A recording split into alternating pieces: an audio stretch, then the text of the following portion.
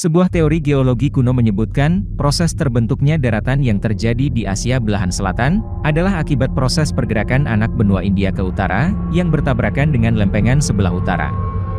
Pergerakan lempeng bumi inilah yang kemudian melahirkan Gunung Himalaya. Konon, proses tersebut terjadi pada 20–36 juta tahun yang silam. Anak benua yang di selatan, sebagian terendam air laut, sehingga yang muncul di permukaan adalah gugusan-gugusan pulau yang merupakan mata rantai gunung berapi. Gugusan pulau-pulau di Asia Tenggara, yang sebagian adalah Nuswantoro, yang pada zaman dahulu disebut Swetadwipa.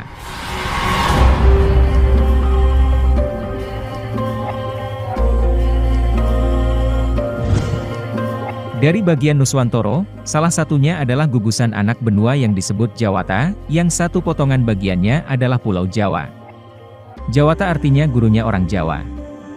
Wong, dari kata Wahong, dan Tiang, dari kata Tihiang, yang berarti keturunan, atau berasal dari Dewata.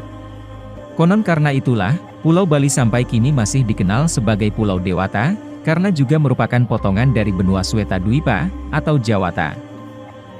Mengingat kalau dulunya anak benua India dan Swetadwipa atau Jawata itu satu daerah, maka tidak heran, kalau ada budayanya yang hampir sama, atau mudah saling menerima pengaruh. Juga perkembangan agama di wilayah ini, khususnya Hindu dan Buddha yang nyaris sama. Pulau dengan penduduknya paling banyak di seluruh Indonesia ini, tidak disangka, kalau dahulunya adalah pulau terkecil, dan terpecah belah oleh persilangan laut antara utara dan selatan. Kisah dipersatukannya seluruh pulau yang terdapat di berbagai pulau Jawa, akibat dari kesaktian yang dimiliki oleh Brahmana Agung, bernama Sanghyang Dewa. Konon dengan kesaktian beliau, pulau itu ditarik satu persatu menjadi pulau terbesar, dan dinamakan Bumi, ing Jawa Dwipo. Semasa pulau ini belum terjamah oleh manusia, para siluman dari bangsa Sleman dan Togok, telah lebih dulu menduduki hingga ribuan tahun lamanya. Masa itu, Pulau Jawa disebut dengan nama Mokso Sleman, atau zaman para lelembut. Namun setelah keturunan dari Sanghyang Nurasa menduduki bumi Jawa, pulau itu disebut dengan nama Bumi Pengurip, atau bumi yang dihidupkan. Sanghyang Dewa, akhirnya moksa di puncak Gunung Tidar, setelah beliau menyatukan berbagai bangsa lelembut untuk menuju jalan adil, atau kebenaran. Dari keturunannya, terlahir pula para Sanghyang Agung, seperti Sanghyang Citrasuma, Sanghyang Dinata Dewa, Sanghyang Pancadriya, yang akhirnya dari merekalah, sebuah titisan atau wasilah turun-temurun menjadi kerajaan teragung yang absolut. Baru di abad ke-12, Pulau Jawa diperluas dengan 3 aliran yang berbeda, yaitu dengan adanya ajaran Hindu, Mokso Jawi, dan Islam. Akhir dari ketiga aliran tersebut, nantinya menjadi suatu perlambang dari perwatakan penduduk Pulau Jawa hingga sekarang ini. Dalam perluasan arti ketiga tersebut, mencerminkan sebuah kehidupan bermasyarakat gemah ripah loh jinawi. Konon, ajaran ini hanya ada di Pulau Jawa, dan seterusnya menyebar ke seluruh pelosok yang ada di Indonesia, seperti ajaran Hindu misalnya. Ilmu, diajarkan oleh para Sanghyang Dewa. Ilmu ini sebagai aji rasa manunggaling agung. Lewat bait Sansekerta Yunani, ilmu itu mengupas kebenaran, keadilan, kejujuran, dan memahami sifat alam. Ilmu ini, akhirnya diturunkan oleh bapaknya para dewa yaitu Raden Nurasa, kepada Nabiullah Khidir alaihissalam, dan di zaman Wali Songo nanti. Ilmu ini dipegang, dan menjadi lambang dari sifat kependudukan masyarakat Jawa oleh 3 tokoh waliullah, yaitu Sunan Kalijaga, Embah Cakrabuana, dan Kanjeng Syekh Siti Jenar. Mokso Jawi sendiri, adalah sebuah ilmu yang mengupas tentang kedikdayaan ilmu yang bersumber dari Raja Lelembut, bernama Raja Lautan. Ini sangat berperan, dan menjadi salah satu perwatakan masyarakat Jawa. Konon, ajaran yang tergabung di dalamnya mengajarkan arti tirakat, mencegah hawa nafsu, dan memahami makna rohani. Simbol dari ajaran ilmu ini, digambarkan sebagai bentuk keris. Keris menjadi suatu perlambang dari ajaran orang Jawa, yang bermula dari seorang empu, bernama Ki Supo Mandragini. Beliau merupakan salah satu santri dari Hanjeng Sunan Ampel Denta, yang diberi tugas untuk membuat sebilah keris. Namun rupanya, pemahaman dari sang guru dan murid ini saling berseberangan.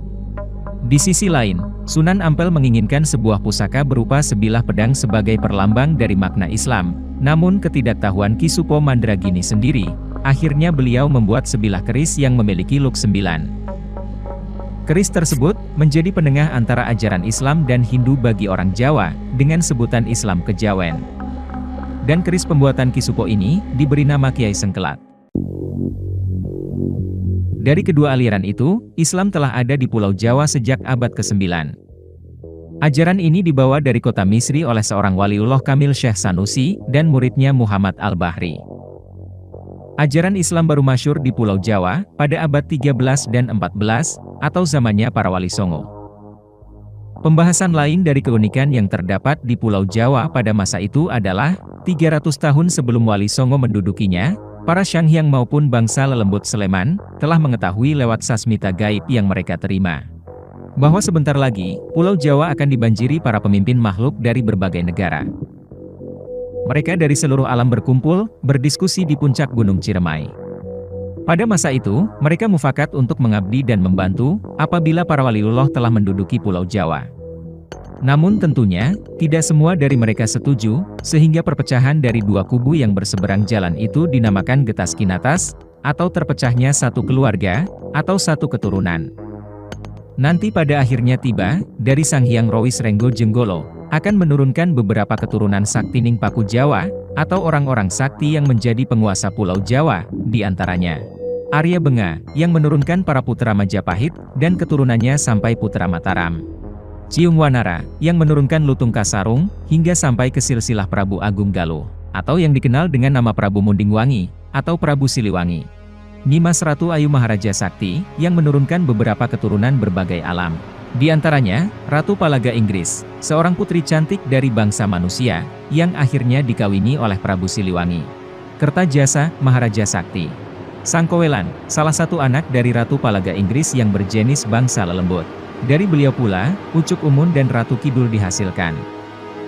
Dari Syekh Sanusi, melahirkan ratusan waliullah kondang. Di antaranya para wali Irak, Yaman, Mesir, Turki, dan para wali di Jawa.